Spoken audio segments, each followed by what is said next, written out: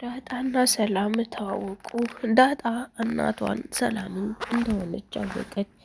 ሰላም ልጇ ዳጣ እንደሆነች አወቀች። አቤጌል ተደብቃ ስታዳምጥ ደረጀና ሰላም የሚያወሩትን ደረጃ ይቷት አቤጌልን ደበደባት። እኔ በጣም ደስ ያለኝ ናታን ነው። ናታን ምን አለ? እናትሽን እስከምታውቂ ድረስ ያንቺን ሰላም አልነሳሽም። ዳጣዬ በጣም ነው የምወድሽ፣ እናትሽን ደግሞ ወደፊት እንደምታውቂ እርግጠኛ ነኝ ብሏት ነበረ።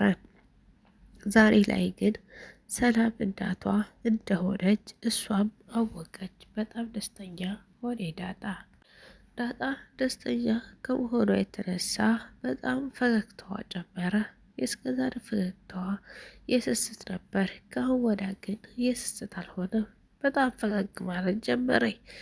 ሰላም ዳጣ ናት እናትሽ ልጅሽ ሲላት ደረጀ የጠረጠርኩን ነገር በጣም ጠርጥሬ ነበር። ዳጣ ከመጣች ጀምሮ የእረፍት ስሜት ይሰማኝ ነበር። ዳጣን ሳያት ይቀንስልኝ ነበር። ልጄ እንደምትናፍቀኝ ሁሉ እሷን ሳይ ልጄ ትመስለኝ ነበር። እውነት ግን ነው ዳጣ የኔ ልጅ ናት። እየቀለድክብኝ አይደለም? ሙድ እያስክብኝ አይደለም ጋሼ አለችው። በፍጹም ሙድ እያስኩብሽ አይደለም ሰላም፣ ዳጣ ያንቺ ልጅ ናት አላት። በቃ ራሷን ለትንሽ ሰዓት መቆጣጠር ቢያቅታት ግን በጣም ደስተኛ ሆኖ ዳጣዬ የኔ ልጅ ናት ለካ እያለ ወደ ቤት አመራች። ይህ ሁሉ ማዝላትና ይህ ሁሉ መወዳት በምክንያት ነው። አስበኸዋል? እኔ ልጅ ያለመሆኗን አውቄ የራስሽ ጉዳይ ምግቡን ስጠይቀኝ ምንም ስጠይቅ ሳላቀርብ ቀርቼ ሆን አሁን ምን ያህል እንደሚጎዳኝ ታውቅ ነበር? የገዛ ልጅ ላይ ሰርቼ ብሆን እንዴት ሳትነግረኝ እዚህ ቤት ታመጣለህ ብላ አለችው። ማርቲ ራሱ ገፍታት አታውቅም። እንኳን አንቺ ለምን ትገፊያታለሽ ብዬ እጠረጥራለሁ አላት። እንደው በሆነ አጋጣሚ ላስከፋት ሳልሞክር መቼም ፈጣሪ ይመስገን አስከፍቻት አላቅም እያለች በደስታ ትብረቀለቅ ያዘች። ዳጣም እቤት ናት። ዳጣ እቤት ከናታን ጋር እየተጫወተ ነበር። ሰላም ግን ልጇን አቃ ወደ ቤት እየመጣች ነው። እስከ ማርታን ስተነገራት ድረስ ግን ልጅነቷን እንዳትነግሪያት ብሏታል። አረጋግጬ ናታን ወይም ማርቲን እንዲነግርልኝ አድርጌ ካረጋጋው በኋላ ነው ልጅነታችንን የምናረጋግጠው አለው ደረጀ ከኋላ የተረገዘውም ልጅ የሱ እንደሆነ አያውቅም። የተረገዘውም ልጅ የሱ ነው፣ ግን እሱ አያውቅም። በስካር መንፈስ ስላደረገው አሁንም አያረጋግጥም። የዳጣን ስለሚያረጋግጥ ነው አውጥቶ የጣለባት። አሁን እሳ ቢያውቅ ነፍሰ ጡር እንደሆነ ቢያውቅ ሰላም ከሱ እንደሆነች ያረገዘችው ቢያውቅ ምን ያደርጋል ብላችሁ ትሞክራላችሁ? የዳጣንስ ወደደም ጠላም አንድ የሆኑ ተቀብሎታል።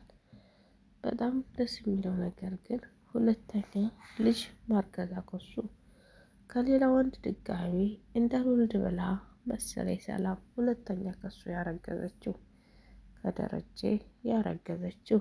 አንዳንዴ እኮ ለልጃቸውም ሲሉ አንድ ፈተና ውስጥ ድጋሚ እንዲገቡ የሚያደርጋቸው ሴቶች ለልጃቸው ሲሉ ነው። አቤጌል ይህ ሁሉ ዛቻና ይህ ሁሉ ማስፈራራት ከየት መጣ? እኔ ናታን እንደማገባው ፍጥጥና ፍጥጥ አለች እኮ። ናታን አላገባሽም አልወድሽም ብሎሻል ቢሏት እንኳ ደረጀና ማርቲ እኔ እሱን ካላገባሁ ራሴን አጠፋለሁ እያለች ትዝት ያዘች። ሴት ልጅ እንደዚህ ስትሆን ግን ደስ ይል ነበር? በፍጹም አይልም። ቆፍጠን ስትል ተወዳጅና ተጠያቂ ስትሆን ነበር ደስ የሚለው። እሷ ግን ግዴታ ትዳርንም ግዴታ ያሰው ካላገባኝ ግድ እያለች የምትውል ልጅ ሆነች። ደረጀ ራሱ በዚች በልጅ አፈርኩ።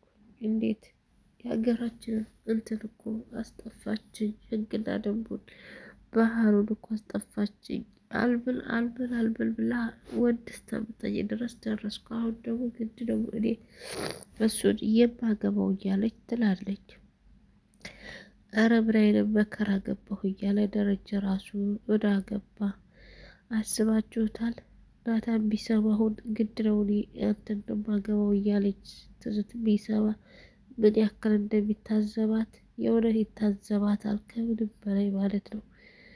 ይህ ሁሉ ግን እሷ አላስታወሰችውም። ማፍቀሯ ብቻ ነው የታያት። ያፈቀረ ሰው እውር ነው የሚባለው ለዚህ ነው። ናታንን ማፍቀሯን እንጂ የተኋላ የሚመጣው የጎንዮሽ ጉዳት የጎንዮሽ ንግግር ምንም አልታያትም። ኤቢ የታያት ናታንን ማፍቀሯን ብቻ ነው።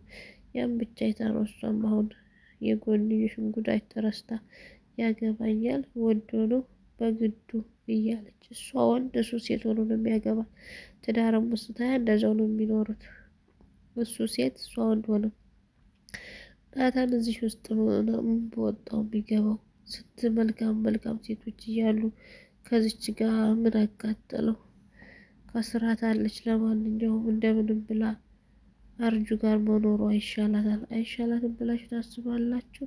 እንደኔ ግን አርጁን እንደምንም ተንከባክባ አርጁ ጋር መኖር ይሻላታል። ምክንያቱም እኛ ያፈቀርነውን ስንከተል ያፈቀረን ሰውዬ ጥሎን ይሄዳል ድጋሚ። እኛም የወደድነው ሰውዬ ደግሞ የተከተልነው ጥሎን ይሄዳል።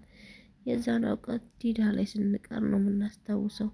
አሁን ናታን እሷ ታፈቅረዋለች፣ እሱ ግን አያፈቅራትም። እሱን መከተል ተሱ ስርስር መሄድ ይዛለች።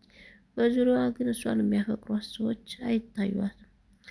ናታን ጥሏት የሄደ ቀን ደግሞ መልሳ ወደ እነሱ ልትመለስ ትችላለች። እና የወደድነውን ሳይሆን የሚያፈቅረንን እንከተል የሚባለው ለዛ ነው። በተለይ ሴት ልጅ ያፈቀራትን ወንድ መከተል ያለባት። እሷ ጠይቃ ስለማይሳካላት አፍቅራም ሆነ ወዳም ብትጠይቅ ስለማይሳካላት ያፈቀረችውን ትታ ያፈቀራትን መከተል ግድ ይላል። ኤቢም እንደዛ ማድረግ ነበረ። ይህን ካላደረገች ግን ኪሳራ ነው። አርጁን እሷ ጠቋራ አታምርም እያለች ትሰርበዋለች። ጥቁረት፣ መልክ፣ ሁሉም ነገር ቀሪ ነው። ሁሉም ነገር በፍቅር ውስጥ ወሳኝ አይደለም።